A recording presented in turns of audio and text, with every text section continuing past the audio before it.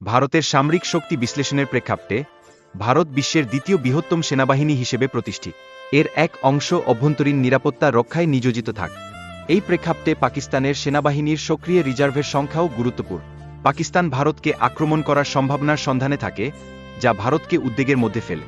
চীন ভারত সীমান্তে সামরিক উপস্থিতির প্রয়োজনীয়তা বাড়ছে।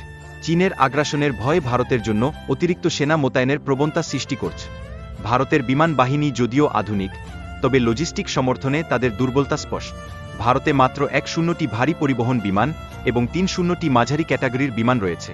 বাংলাদেশের কাছে ভারতের 500টি ফাইটার জেট রয়েছে, তবে বাংলাদেশে সেগুলোকে প্রতিরোধ করার জন্য শক্তিশালী বিমান প্রতিরক্ষা ব্যবস্থা নেই। যদিও ভারতের ফাইটার জেটগুলোর বেশিরভাগই আধুনিক, কিছু পুরনো মডেল রয়েছে। বিশেষ করে আক্রমণ মিশনের জন্য জরুরি সংখ্যক আধুনিক বিমান নেই। ভারতের বিমান বাহিনী চীনের বিমান বাহিনীর তুলনায় অনেক পিছিয়ে, যা আক্রমণের পরিকল্পনাকে প্রভাবিত করছে।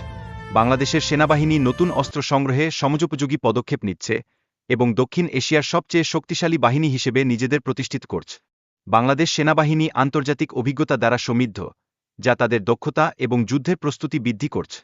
বাংলাদেশ সামরিক বাহিনী চীন থেকে আধুনিক অ্যাম্ফিবিয়াস ট্যাঙ্ক কিনেছে, যা স্থল ও পানিতে কার্যকরী।